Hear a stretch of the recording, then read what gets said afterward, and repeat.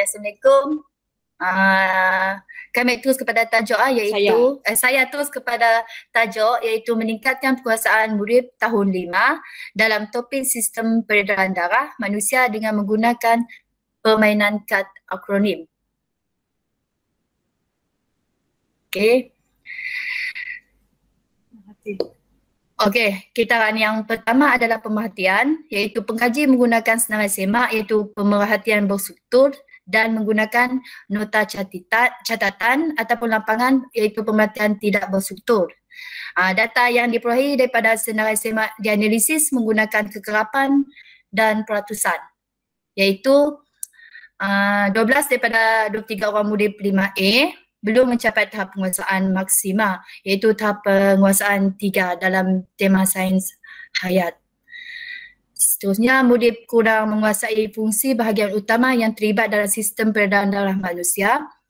Selain daripada itu, capaian internet yang terhad dan murid kurang fokus dalam PDPC semasa dia dalam kelas.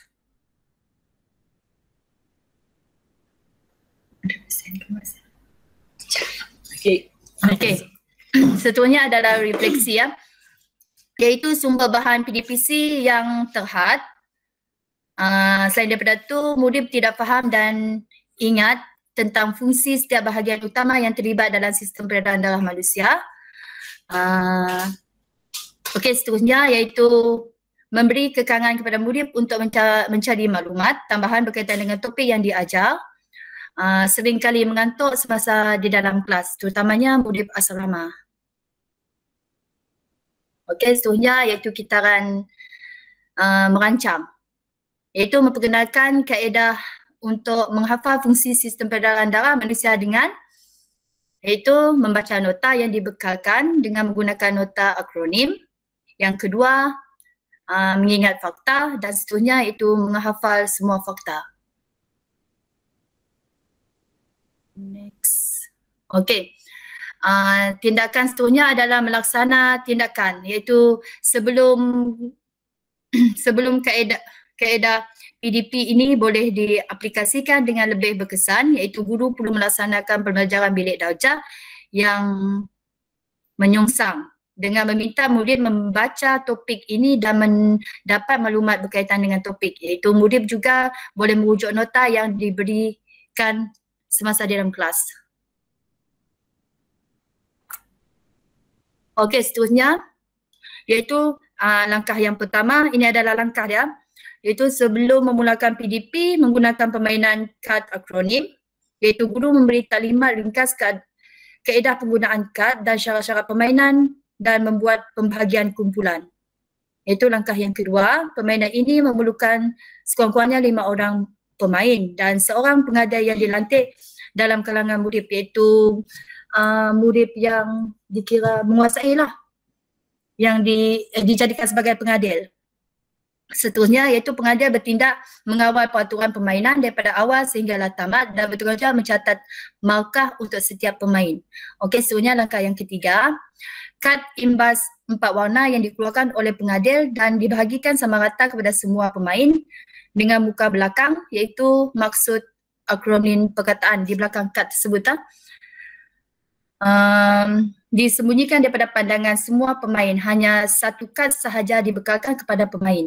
Apabila mendapat kad, semua pemain tidak dibenarkan untuk membalikkan kad tersebut. Okey, langkah seterusnya adalah pemain hanya dibenarkan melihat pandangan hadapan kad sahaja, iaitu akronim sahaja. Selesai sahaja kad dibahagikan oleh pengadil, pemain dimulakan dengan mengikut giliran yang dipersetujui oleh semua pemain.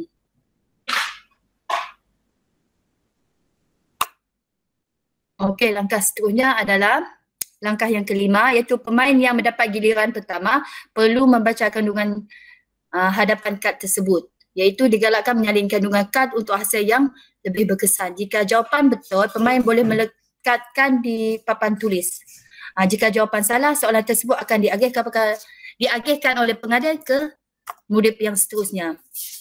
Okey, langkah yang keenam iaitu pengadil akan membalikkan kad tersebut untuk melihat sama ada jawapannya betul ataupun salah.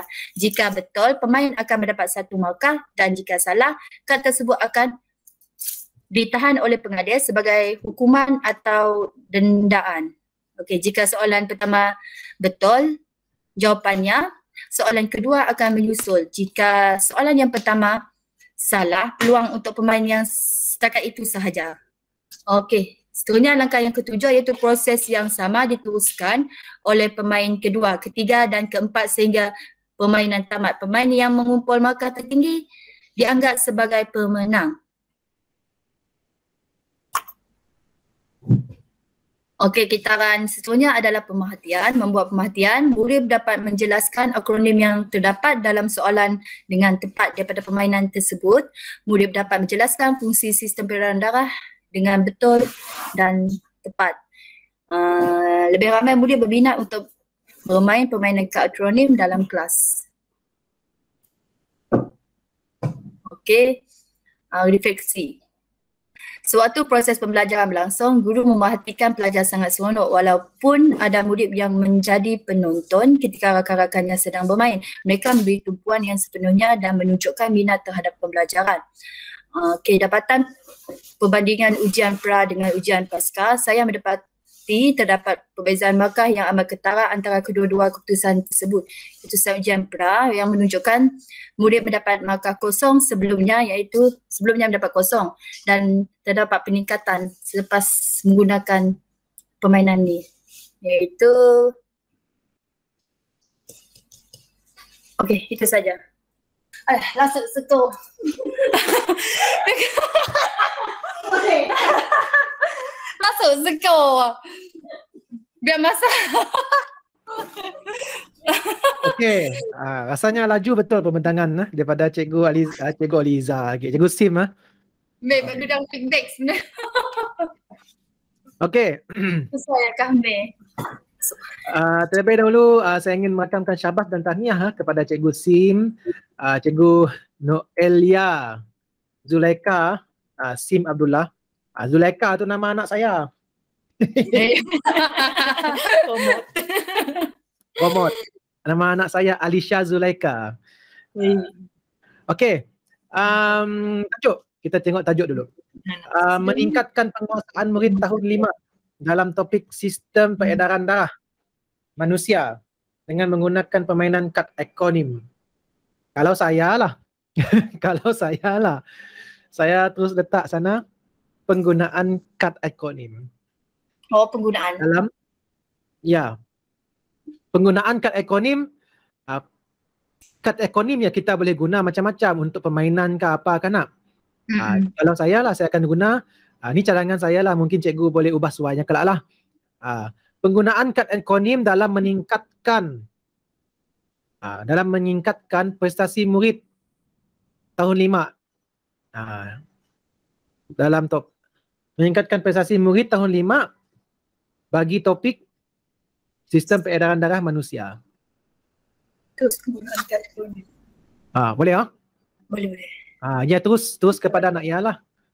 Permainan kad akronim teruslah. So ya, seperti biasa orang akan tanya, kenapa kad akronim?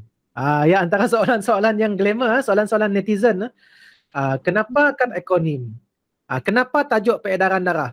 Banyak tajuk peredaran darah juga kamu nak pilih.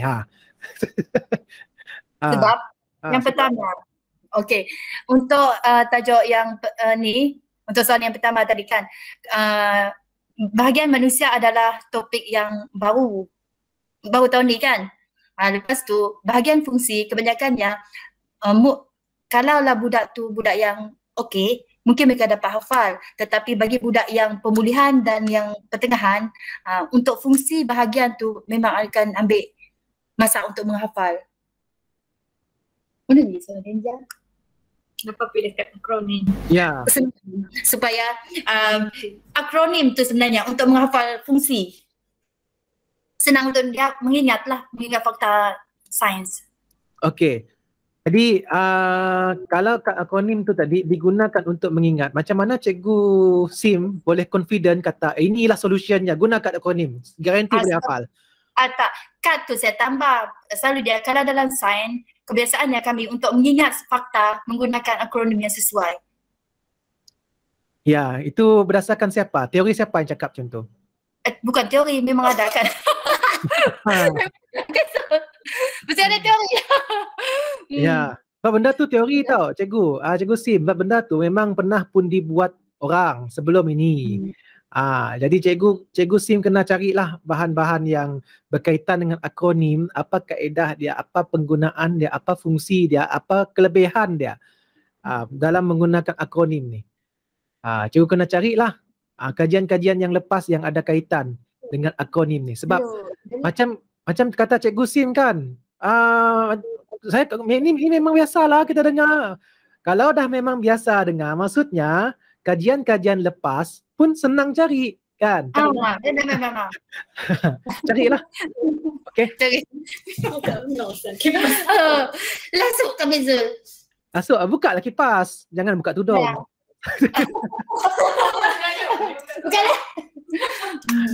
Okey. Kita teruskan Okay. Pemerhatian. Macam Cikgu Aliza juga tadi, di bahagian pemerhatian ni, pengkaji menyenaraikan senarai sema, guna senarai sema menggunakan nota, ni tak jadi masalah lah sebenarnya. Ni memang cikgu maklumkan je. Data diperoleh daripada senarai sema, dianalisis menggunakan kekerapan dan peratus. Yang ini tak payah cakap pun tak apa, terus letak terus peratus. 12 daripada 33 murid 5A belum capai. Okey, ni bagus. Ada peningkatan, tahniah. Okey, tahap penguasaan maksima TP3 dalam tema sains hayat. Okey, ni cun memang cun. Murid kurang menguasai bahagian utama yang terlibat. Macam mana cikgu tahu ni? Murid kurang menguasai fungsi bahagian utama. Maksudnya yang 12 daripada 23 tadi itu belum menguasai. Untuk tema sains hayat, betul tak? Betul. Dalam tema sains hayat tu ada sistem peredaran darah manusia, betulkah? Betul. Jadi yang itu cikgu perlu detailkan lagi lah. Tadi tu untuk tema sains hayat, yang satu lagi tu untuk sistem peredaran darah manusia. Di bawah topik sains hayat lah. Yalah, tapi dikecilkan lagi skopnya. Okey, bahagian peredaran lah. Bahagian peredaran secara spesifiknya. Kan di bawah tema sains hayat tu ada benda lain juga kan? Ada, haiwan dan tumbuh. Yalah, maksud saya tadi dalam tema sains hayat tu dah banyak. Jadi last-lastnya tadi, kenapa lah cikgu pilih peredaran darah manusia? Bukannya sebab ni tajuk baru. Sebab daripada data, ambil contoh. Daripada data tu dia ada banyak tajuk. Ada contohlah 5 tajuk bawah tema sains hayat. Contohlah, saya tak ingat lah. Ada 5 tajuk di bawah sains hayat, tema sains hayat. Salah satu tajuknya adalah peredaran darah manusia. Bila kita tengok data-data di PBD itu, rupa-rupanya untuk peredaran darah manusia ini yang paling kecil markah. Sebab itu kita pilih dia. Kalau itu alasan cikgu baru cun. Jangan cikgu cakap sebab ini tajuk baru, tak boleh. Dia tak cun sangat. Dia lagi cun kalau cikgu kata berdasarkan data dalam banyak tajuk bawah tema sains hayat itu, peredaran darah manusia ini budak memang banyak tak dapat skor. Banyak budak tak dapat skor dalam topik apa? Peredaran darah manusia. Cikgu masukkanlah skor dia berapa ramai budak. Jadi ya terus guna sebagai data lah. Tukar bahagian sains hayat je lah. Bahagian tema sains hayat. Tambah kibat lagi. Satu. Okay, and then capaian internet yang terhad. Apa kaitannya dengan tema sains hayat tadi itu? Dengan peredaran darah manusia. Kan untuk yang topik di bawah tajuk manusia, budak perlu search juga. Kan di situ lainnya sih okey. Ajar juga mencari maklumat. Yang topik manusia tu. Maksudnya dalam sistem peredaran darah manusia dia ada tugasan yang menyuruh budak untuk online lah nak. So adakah itu yang menyebabkan budak tak dapat skor? Mungkin sebab tu juga. Jangan mungkin. Tak boleh mungkin Pak, tak boleh. Jangan letak mungkin lah cikgu, mesti confirm. Okey, jadi itulah gunanya pemerhatian. Jadi bila kita tengok kan, rupa-rupanya dekat sistem peredaran darah manusia tu budak tak dapat skor, iaitu dapat TP1 je. Semua TP1. Tak dapat skor. Jadi kita tengoklah kenapa budak tu tak dapat skor? Oh, rupa-rupanya dia orang ni tak dapat hantar kerja rumah. Yang mana kerja rumah tu menggunakan internet. Barulah kita boleh cakap. Macam tu. Faham? Jadi ayat ni mau atur sikit lah. Okay, seterusnya adalah murid kurang fokus dalam PDPC sign. Macam mana cikgu tahu dia kurang fokus? Tidur. Sebab tidur, Zul. Tidur, berapa orang tidur? Murid asrama kadang-kadang 2 atau 3. Masa sign lah, masa kami. Ni kelas online kah kelas secara bersemuka ni? Kan kajian untuk kami pula masa bersemuka hari ya. Aha. So apa kaitannya asrama tadi? Asrama, kelas dalam asrama kah? Bukan, terutama dia budak asrama yang tidur. Oh, budak asrama. Ingat belajar di asrama ada kita. Okay, so budak-budak yang asrama ni tertidur dalam kelas. Kalau saya lah, saya takkan cakap PDPC sign tu tak berjaya. Saya akan cakap salah warden asrama tu tak berjaya sebab dia tak tidurkan budak di asrama. Ya, betul. Adakah patut time kelas kita hanya tidur? Betul. Warden asrama tidak pandai tidurkan budak. So maksudnya di sini kalau cikgu rasa benda ni tadi tak penting, jangan letak macam murid kurang fokus tu. So macam bukannya apa, bila cikgu letak sana kan murid kurang fokus, cikgu perlu keluarkan data. Berapa ramai budak yang kurang fokus? Apakah ciri-ciri budak yang kurang fokus? Adakah budak yang korek telinga pun dianggap sebagai kurang fokus? Mun kurang minat? Kurang minat pun sama juga. Macam mana cikgu tahu dia kurang tidak berminat? Adakah budak tu tadi bila kepala dia di atas meja itu maknanya dia kurang berminat? Apakah ciri-ciri yang menyatakan bahawa budak tu tak berminat? Sebab ada temu bual. Melainkan kalau cikgu guna temu bual, okey. Ataupun kalau cikgu guna pemerhatian dalam kelas kan, cikgu tengok budak ni selalu je tengok luar kelas. Selalu je main dengan jam. Selalu je conteng-conteng kat buku. Itu semua adalah ciri-ciri budak yang tak berminat. Pemerhatian. Itu secara pemerhatian. Tapi cikgu SIM kena inilah terpaksa nyatakanlah apakah ciri-ciri bagi dalam konteks cikgu SIM budak yang tak berminat. Kalau definisi saya budak yang tak berminat lain. Budak yang tak berminat adalah budak yang tidak boleh skor tu je. Boleh Zul. Kenapa dia tak? Sebab bukannya apa sebab kita pun ada kawan kan, kita ada kawan sama-sama belajar apa semua. Budak tu dalam kelas kita memang kita tahu dia tidur, dia buat kerja lain tapi dapat A juga. Kebahagiaan kan ada juga kan. Ada juga yang berlaku macam itu. Dia kata tak berminat, macam buat kerja lain, sekali beri ujian dapat semua lulus, semua A. Macam mana? Masa telur tidur. Zaman sekarang masa kami tidur tapi dapat A. Iyanya juga. Yang cerita itu the scene. Kira udah tidur, memang tidur benar. Ya, Faham. Maksudnya tadi kalau betul lah kita nak kata budak tu tak fokus ke ataupun tak minat ke, apa kriteria kita? Apa kriteria kita nak menyatakan bahawa budak tadi tu tidak fokus, tidak minat? Mesti nyatakan teruslah. Ciri-ciri dia, berapa orang budak, berapa lama. Contohnya kata cerita hal fokus. Sebab ada kajian menyatakan bahawa budak hanya boleh fokus dalam masa 20 minit. Betul. So takkanlah cikgu SIM kata kelas aku ni 1 jam, budak mesti fokus dalam 1 jam, leput budak. Itu maksud dia tadi. Adakah mungkin cikgu SIM nak maksudkan dia tak fokus semasa dalam aktiviti saja, ataupun semasa dalam perbincangan saja dia tak fokus, ataupun semasa dia menjawab latihan saja dia tak fokus? Boleh. Perlu didetailkan lagi lah sebenarnya. Okey, tapi dah okey dah ni sebenarnya. Okey, so balik kepada cerita tadi sistem peredaran darah manusia, data yang perlu ada, dan daripada sini kelak dia akan bawa ke langkah yang seterusnya iaitu refleksi. Dan seperti biasa, pesanan saya kalau masuk dekat refleksi, kita melihat kepada soalan why. Why? Kenapa?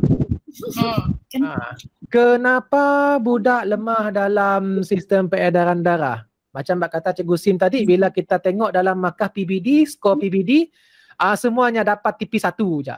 Ada yang tak dapat pun TP1. So, dikaji punya kaji, tanya-tanya kenapa, rupa-rupanya budak tadi tu, dia tak tidur malam.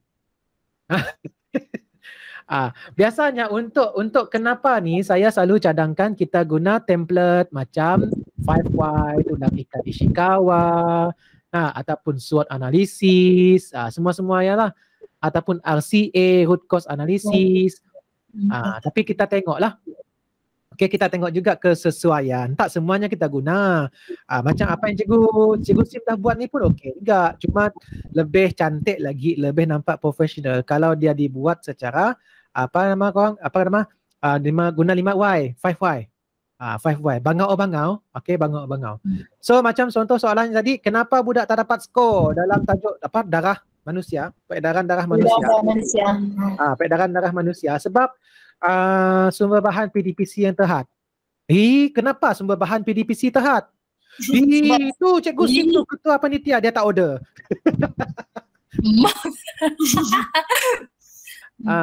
Tak ada, kita gurau saja. Okey, yang itulah maksudnya tadi, guna why oh why. Okey, bangau oh bangau. Okey. Jadi kenapa bahan PDPC itu terhad? Biasanya lah cikgu, biasanya kita bila melibatkan bahan, bila melibatkan infrastruktur, yang mana benda tu tadi adalah di luar kawalan. Di luar kawalan kita. Bukan hal kita ya, Pak. Kita nak lebih-lebih lah sahajuat ujung bermarah-marah dengan KPM lah. Lalu jahit kita tu. Okey. Jadi biasanya kalau benda-benda yang melibatkan bahan ataupun infrastruktur ataupun fizikal sekolah ke apakah, biasanya kita benda-benda yang kita tak dapat kawal, kita keluarkan. Kita ambil benda yang kita boleh kawal. Sumber bahan itu. Okey. Kita ambil benda yang boleh kawal. Contohnya, murid tak faham dan tak ingat fungsi. Berdasarkan data tadi lah. Data tadi kan pemerhatian tadi kan. Dia dah kata berapa orang yang boleh skor.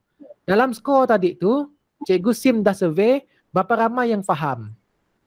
Macam kan dalam kelas. Okey, faham tak kelas? Semua angkat. Itu faham, tak boleh guna faham tu. Tak boleh guna faham tu. Okey, yang ingat tak ingat macam mana? Maksudnya Cikgu Sim perlu cari cara macam mana Cikgu Sim dapat mengukur kefahaman. Mungkin daripada exam ataupun quiz, mengukur kefahaman lah. Ataupun untuk mengukur ingat. Ingat. Kalau soalan memang daripada exam jugalah, quiz jugalah. Okey. Quiz yang kita bagi. Okey, yang kedua, yang ketiga memberi kekangan. Kekangan. Apa kekangan? Internet. Capai internet. Bahan lah, sumber bahannya luar. Kan sidangnya bergantung pada buku teks dengan kami. Bukan memberi kekangan. Mana layak. Memberi bala adalah memberi bala. memberi kekangan tak ada lah. Yang ini cikgu terus letak kekangan. Kekangan murid untuk memberi buang kepada buang. Cikgu terus letak kekangan murid untuk mencari maklumat tambahan berkaitan topik yang diajar oleh guru secara online. Macamnya. Ya, lebih sesuai lagi lah nak. Kekangan murid. Kita cerita hal kekangan murid. Okey. Yang last kali adalah sering mengantuk dalam kelas, terutamanya murid asrama. Betul. Okey lah tu. Okey sebenarnya. Tapi perlu ingat, adakah benda ini tadi ada kaitan dengan sistem peredaran darah manusia yang dia tak dapat skor tadi tu? Ada kaitan kah? Macam mana nak connect dia? So itu saya lagi sekali ulang cerita dia daripada root cause analysis. SWOT analisis apa semua tu kan, cikgu buatlah, cikgu susunlah, bangau oh bangau. Kenapa kamu tak dapat skor ni, soalan ni, tajuk peredaran darah manusia, kenapa kamu tak dapat skor? Oh, sebab saya tidur akhir malam tadi, cikgu. Kenapa kamu mengantuk saya dalam kelas? Sebab saya tidur akhir lah, cikgu. Kenapa kamu tidur akhir? Macam mana nak jawab soalan tu?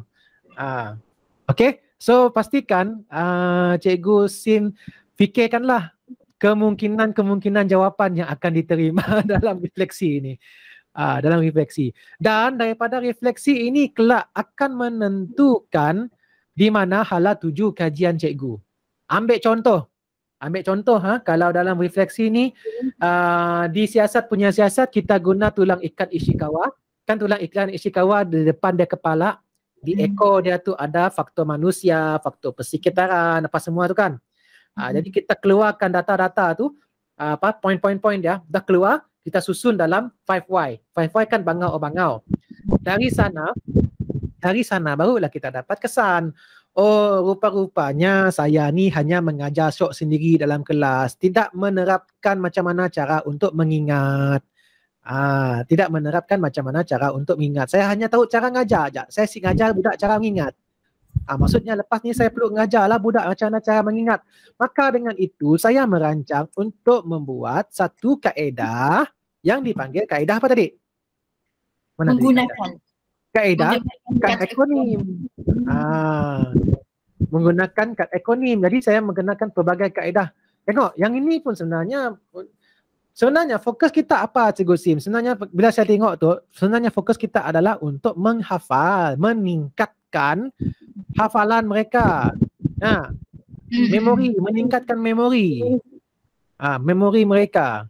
So nak meningkatkan memori, apa Cikgu Sim rancang? Cikgu Sim buat nota. Nota akronim, nota meninggal fakta, menghafal. Cikgu Sim, apa beza mengingat dan menghafal? Ingat dulu baru apa. Macam mana kita nak tahu benda tu ingat? Macam mana kita nak tahu benda tu hafal? Yang mana datang dulu? Ingat saja. Baru kita kena hafal. Belum menyampaikan. Hafal dulu baru ingat. Salah lah. Hafal dulu baru ingat lah. Betul lagi. Hafal. Okey, saya bagi satu contoh. Contohnya kita si isteri nak pesan kepada suami. Jangan lupa beli beras, beli gula, beras kilo, gula 2 kilo. Ingat biasa kita guna perkataan ingat Bukan kita guna perkataan jangan lupa beli beras, susu anak dah habis. Hafal. Ada beza kah? Ada. Ada beza? Pas sekejap ingat kata hatam. Dari segi penggunaan ayat tu yang ada beza sikit. Ada beza sikit dari segi penggunaan ayat. Dua-duanya sama maksud. Macam contoh macam situasi tadi lah. Nak pergi ke kedai, ingat benda tu mesti diingat. Maksudnya benda itu adalah proses sesuatu tu masuk dalam otak kita, dia kekal di sini. Ya ingat. Kalau dia hafal, ada sih orang kata, okey, ini surah An-Nas, kamu kena ingat Biasa ustazah sebut apa? Kamu kena ingat kamu kena hafal? Hafal nak? Kamu kena hafal. So, apa beza dia mengingat dan menghafal? Dia keluarkan balik. Kalau mengingat, beza dia dekat, dia keluarkan. Kalau mengingat, dia keluarkan tapi sekejap je. Dia proses dia masuk itu mengingat. Bila dia dah masuk, dia dah berada di sana, dia sudah hafal. Dia sudah hafal. Okey? Guna satu. Nak guna yang mana satu? Mengingat dan menghafal satu ayat. Iya, itu lagi selamat. Mengingat dan menghafal. Okay. Faham. Mengingat dan menghafal. So benda tu nya sama tapi nya serupa. Tapi dua-duanya fungsinya sama. Mengingat dan menghafal. Okey. So yang ini macam tadi juga, kenapa cikgu pilih akronim? Dalam banyak-banyak cara lain di dunia ini, ada juga cara buat peta minda. Ada juga buat cara lukis-lukis. Macam saya suka lukis-lukis, nota saya tu cantik, lukis-lukis, peta minda, color-color lagi, baru senang ingat. Lepas tu kalau saya nak menghafal warna pelangi, saya tak suka guna akronim. Kalau warna pelangi, saya guna nama dia terus, merah, jingga, kuning, hijau, biru, indigo, ungu. Memang saya ingat terus macam tu. Itulah balik kepada apa yang saya cakap tadi. Dalam banyak-banyak pilihan tu, kenapa cikgu pilih nota akronim? Dan nota akronim ni pula dia ada banyak jenis kan? Dia ada banyak jenis lagi. Cuba cikgu study, cikgu huraikan sikit berkaitan dengan nota akronim ni. Nota akronim ni. Adakah nota itu tadi cikgu dapat idea daripada orang lain? Dah ada orang lain yang guna sebelum ini, cikgu tambah baik sekejap lagi? Ataupun memang tak ada, tak pernah lagi ni saya buat? Cikgu kena maklumkanlah dalam penulisan. Boleh ke? Boleh. Boleh jelas So dekat bahagian merancang, seperti biasa dekat bahagian merancang dia menjawab soalan why. How. Selalunya saya bagi tahu dekat mana-manalah pembentang untuk kajian tindakan ni, untuk bahagian merancang, kita bayangkan diri kita ni nak merancang, nak pergi melancong. Contoh kita nak melancong ke Penang. So kita pun buat perancangan lah. Kalau perancangan tu detail ke tidak? Memang detail daripada flightnya, kita tengok tarikh flightnya, tiket flightnya macam mana, berapa harga, berapa orang, berapa pukul berapa terbang, pukul berapa landing. Lepas tu dah sampai airport, siapa yang akan ambil, kita pakai Grab ke apakah, daripada airport tu nak ke hotel, berapa jauh, berapa ringgit kena bayar, and then dah sampai tu dengan anak lagi, pampers pas semua mau tukar. Semua tu mau dikira. Sama juga dalam kita ni, dalam kajian tindakan ni. Jadi untuk itu nota akronim cikgu masukkan juga. Apakah itu nota akronim? Ada gambar masuk sekali nota gambar-gambar nota akronimnya. Kad akronim tadi. Kad akronim. Masuk dekat bahagian merancang. Masukkan bahagian merancang. Kad akronim, macam mana rupa kad akronim, macam mana nak guna, bila nak guna, macam mana nak uji apa kad akronim ni berkesan ataupun tidak. Mesti keluarkan semualah penggunaan dia mana dalam kelas tu, berapa kali nak guna, setiap kali kelas kah. Kalau dah kelas peredaran darah tu dah habis dah, takkan nak kelas lain pun nak guna kad tu lagi nak. Bosan ke lah. Itulah contohnya tadi. Adakah kad itu hanya untuk tajuk ni saja ataupun tajuk yang lain pun boleh guna? Jadi itulah benda-benda yang kita boleh fikirkan lah dalam merancang. Okay? Dan adalah lebih baik kalau cikgu masukkan sekali timeline. Sebenarnya dekat sini dah boleh dah masuk timeline, dekat pemerhatian ni, dekat refleksi, dekat merancang ni. Apa timeline cikgu? Bila cikgu buat apa semua? Macam mana dengan budak? Makin sekarang ni kena PDPR kan? Dah kena PDPR. Jadi cikgu kena bagi tahulah apa yang berlaku macam mana. Kalau dah kena PDPR, masih boleh gunakah nota akronim tu? Kad nota kah? Kad. Kejap nota, kejap kad. Akronim. Tapi berdasarkan tapi berdasarkan nota, betul lah. Jadi dari segi penulisan cikgu kelak jangan sekejap nota, sekejap kad, sekejap nota, sekejap kad. Confuse orang kelak. Okay, so macam tu lah. Cikgu kena jelaskan macam mana kad akronim pas semua dengan bajet dia sekali kalau ada. Kena bajet dia kah, macam mana penyediaan dia kah, macam mana nak simpan dia kah, senang ke tidak nak dibawa, boleh tak dikongsi dengan cikgu lain. Jadi yang cikgu buat ni dia pelik, dia jadi sebagai kad. Sebenarnya nota Zul, tapi bila dia main dia jadi tukar dalam bentuk kad nota. Kad nota lah. Tapi nama yang diberi adalah kad akronim.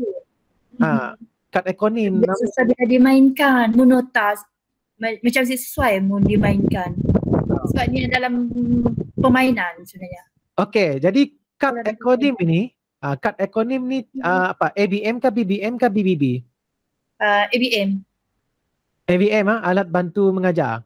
Alat bantu mengajar. Alat bantu mengajar kah? Alat bantu saja. Untuk mengajar kah kad akronim? Ataupun untuk belajar, BBB, bahan bantu belajar. BBM. Bantu. Bahan bantu mengajar. Cikgu mengajar ke guna kad? Ada beza ABM, BBB dengan ABM, BBB, ABM, BBB. ABM, BBM, bahan bantu belajar BBB. Bahan bantu belajar. Jadi kad ni siapa yang pegang? Murid. Kalau murid yang pegang, dia akan jadi bahan bantu belajar. Ini loh buat kulit soal. Yalah. Bukan alat bantu mengajar. Alat bantu mengajar lain. Bahan bantu mengajar lain. BBM lain. BBM, ABM, BBB. Yang ini memang lebih kepada BBB lah. Bahan bantu belajar. Okey. Yang itu pun Cikgu Sim perlu nyatakanlah dalam penulisan kelak. Okey. And then melaksanakan tindakan. Jadi melaksanakan tindakan ni adalah cikgu buatlah benda ni. Sebelum kaedah ni, yang ini sebelum ni, kalau cerita yang sebelum-sebelum ni semua ni masuk dalam merancang. Cikgu yang ini boleh merujuk nota. Yang ini semua dalam merancang ni. Ini yang sebenarnya melaksanakan tindakan. Masuk terus yang ini. Langkah 1, 2, 3, 4. Okey. Cumanya untuk penambahbaikan, cikgu buat macam satu catat alih. Satu catat alih, guna kata kunci je. Langkah 1, kata kuncinya apa? Langkah 2, kata kuncinya apa?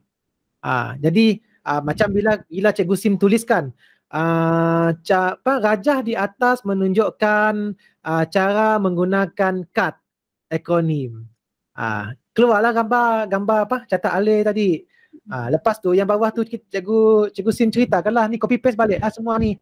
Sebelum memulakan ni. Untuk penulisan pula. Untuk penulisan. Macam ni aja lah. Okey. Kalau nak lagi power, Cikgu Sim, kalau nak lagi power, Cikgu Sim guna gambar. Guna gambar. Dekat rajah di atas tu, kan dia ada catat alih kan? Dekat rajah tu Cikgu Sim guna gambar. Itu lagi power lah. Orang tengok gambar dah tahu dah apa yang nak dibuat. Okey ya? Okey, itu melaksanakan tindakan. Bila benda ni masuk? Sebelum PDP mula dah guru guna. PDP ni berapa minit? Yang ini pun kena nyatakan. Permainan ni berapa minit? Takkanlah habis kelas terus habis sepanjang kelas lah. Tu sedang ajar lah, kita main sekejap. Marah Zul. Ni kau bentar dengan kan? Ya, Latif mau rancang tu betul lah. Mestilah ada sesi interaksinya cikgu yang mengajar. Lepas ya ada aktiviti kumpulan. Ataupun ada permainan ke apakah. Permainan sih salah. Yang salahnya buat permainan dari mula kelas.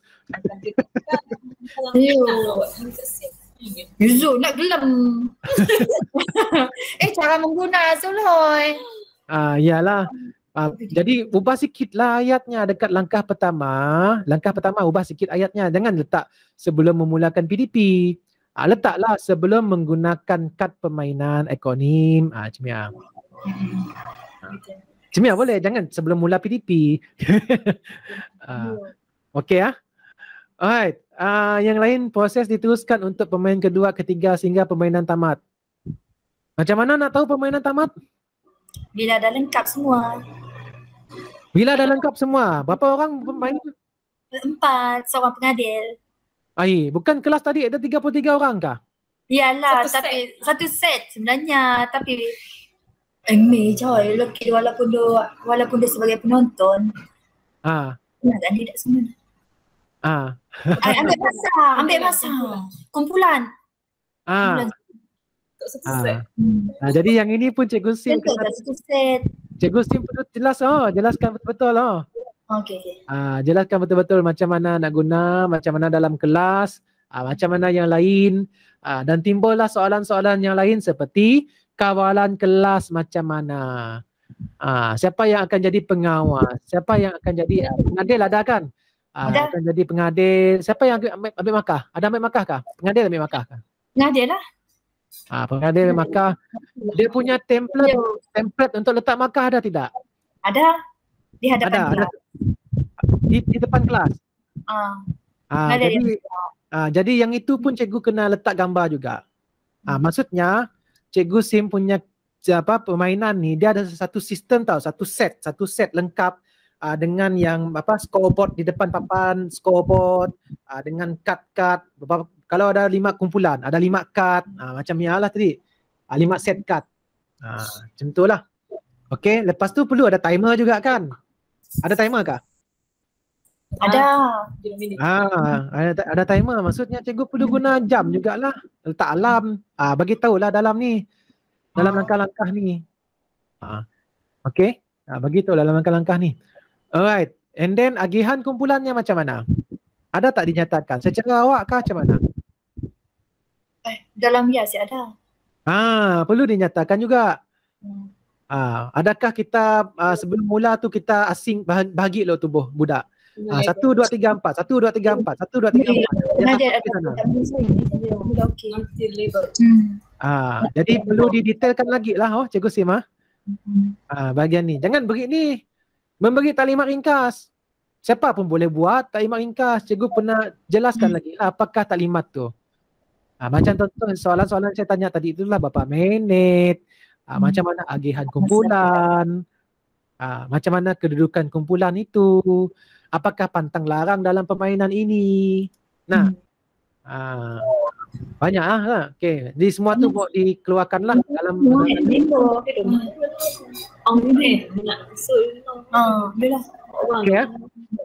Okay. Bila dah settle dekat tu kita masuk balik dekat pemerhatian. Pemerhatian ni dia dah tengok dah. Apa yang kita dah buat tadi tu kita tengok balik. Apa yang berlaku. So dekat pemerhatian ni apa yang Cikgu Sim buat, murid dapat menjelaskan akronim yang terdapat. Menjelaskan akronim.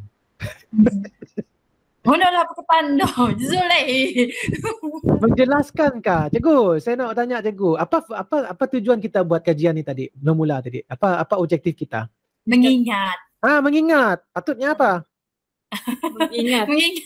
Mengingat. Sebab itulah tadi dalam apa yang kita buat, jangan lari daripada fokus utama kita, iaitu objektif kita tadi adalah untuk mengingat dan menghafal. Tapi mengingatlah. Menghafal tu proses. Mengingat mau guna betul. Setengah jam menak sampai salah. Ya. Okey, murid dapat mengingat ataupun menghafal akronim yang terdapat dalam soalan.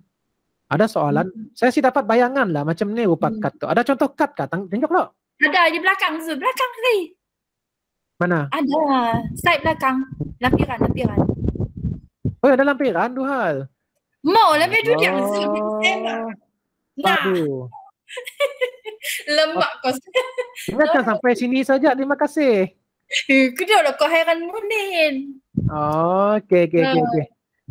Okey, sistem peredaran darah. Darah kan ni? Di bawah sistem peredaran darah lah. Bukan darah ni, air ni warna biru. Mana Mazul? Contoh. Menak sekejap sekali Mazul. Meja lah biru ya. Biru ya meja. Tidak dapat. Merahnya apa? Ni jawapan dia lah. Jawapan tu. Soalan. Soalan? Apakah fungsi jantung? Soalan ditujukan. Zul tahu dia menguasai ke main. Cuba beri demo sikit macam mana main ni. Tak macam blur pula saya ni. Bila tengok yang ini, jawapan dengan soalan. Soalan JPD.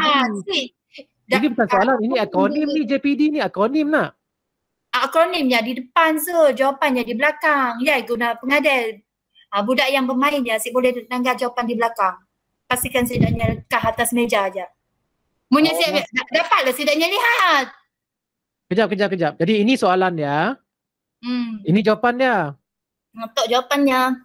Jawapan dia depan. Jantung pam darah. Fungsi jantung pam darah. Jantung pam darah. Dekat sini. Apakah fungsi salur darah angkut darah? Salur darah angkut darah. Jawapan dia dah ada soalan. Salah. Aduh, itu salah Zul yang tak salah. Soalannya. Contoh je tu. Belum empat kami ya. Iyalah pelik tadi. Tok soalan tu akronim, tok lain tu akronim tak bah? Di soalan tu yang Faham bukan? Dia soalan. Ya, akronim. Ini soalan. Soalan aku yang tengah-tengah tu. Tengah-tengah tu. JPD set tu. Ni akronim nak? Akronim. Yang tak Zul. Bukan siapa tengok apa yang tunjuk tu kan. Macam nak tekan skrin lah terus apa tengok. JPD, SAT, Dakona petugas ya akronim yang diperkenalkan kepada budak. Maksudnya tak ada permainannya kelak. Sebab biarlah tajuknya tak ada permainan. Okey, yang ini di depan kad, ini di belakang kad macam tu kah? Di belakangnya ada jawapan, di belakang kadnya ada jawapan. Ini bukan jawapan ni, ini kalau saya yang ini adalah dia punya akronim, yang ini adalah nama panjang dia. Jawab ada panjang tu dan solid gap. Salah paste tu. Bukan soal copy paste. Tak je copy dekat situ.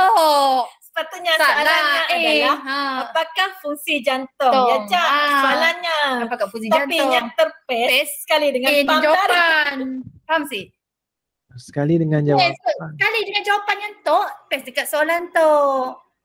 Tok macam saya nampak jari tok orang tu. Tak paste Zul. Okey. Apakah fungsi paru? Okey, aduh rasanya benda tu mau diperhalusi balik lah Cikgu Sim. Pula kami edit tu.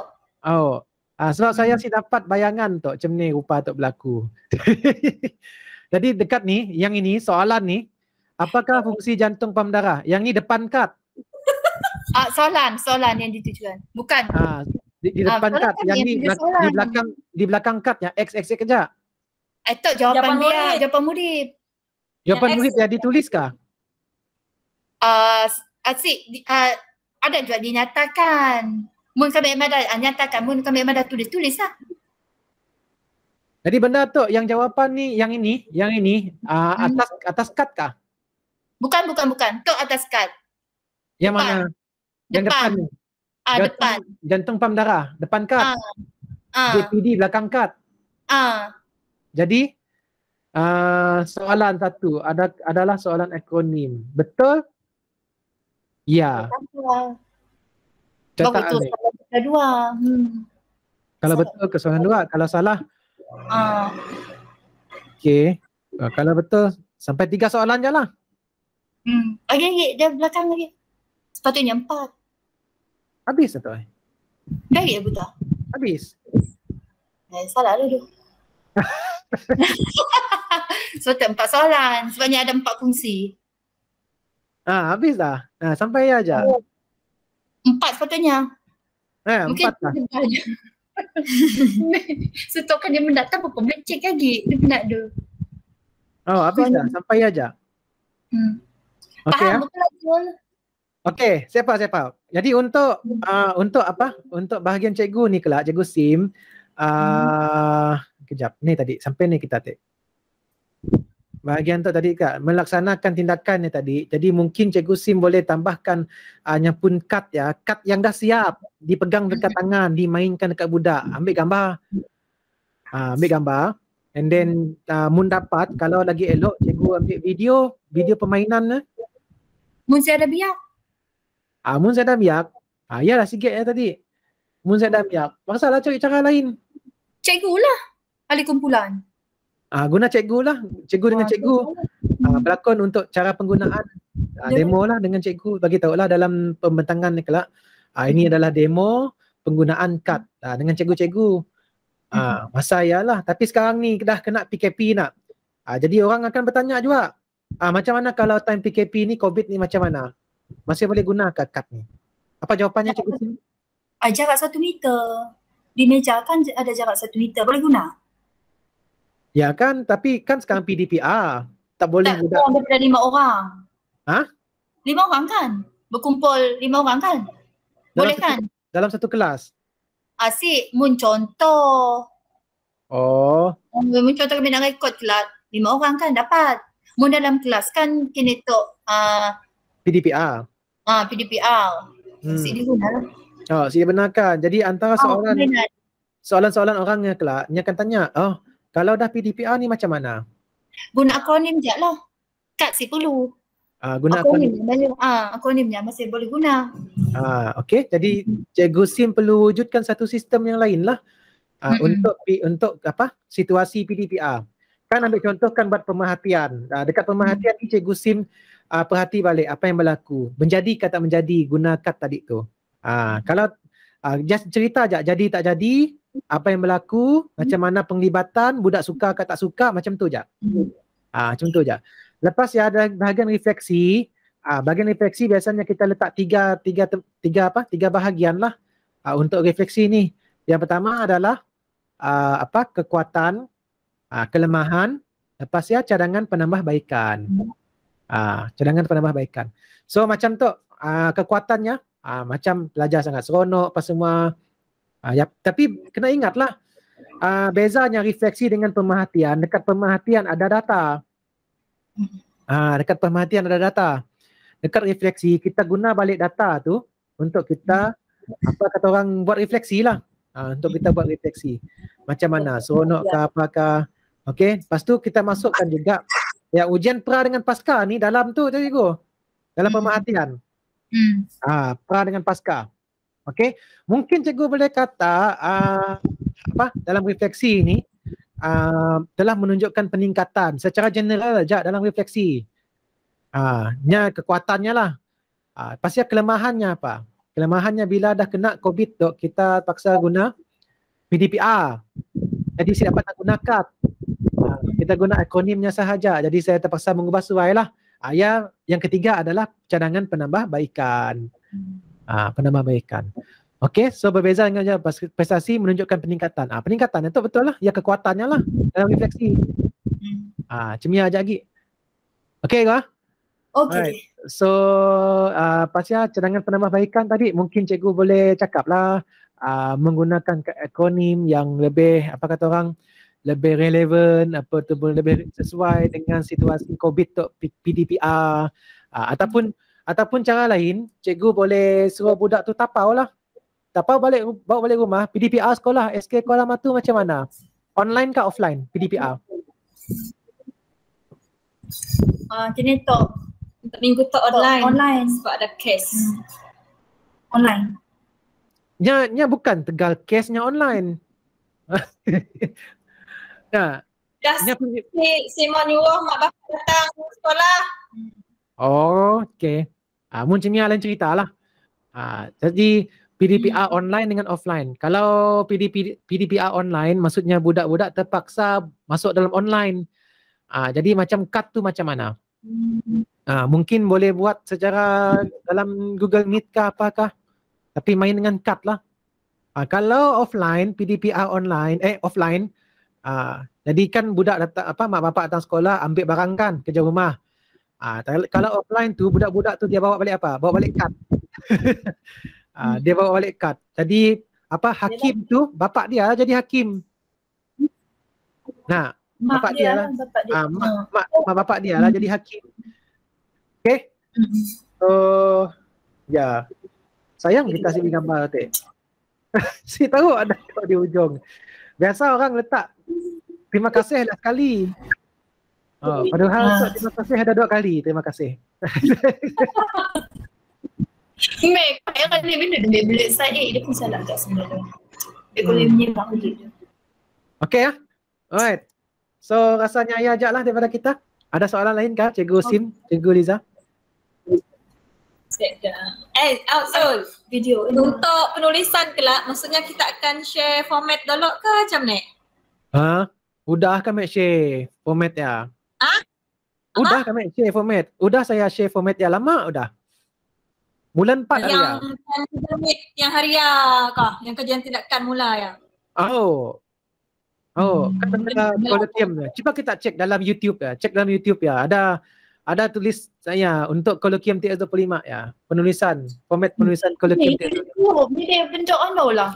So copy. Ada, semua ada dalam ya. Contoh siap beri lah. Tengok je balik video ya. Ada contoh? Ada contoh dalamnya. So copy lah ya. Dalam Telegram. Ada, dalam Telegram pun ada juga di Inka. Link YouTube ya. Lah. Ngelau Zul. Medable. Okay. Alright, all the best semua. Okay, terima kasih Cikgu Zul. Terima kasih juga.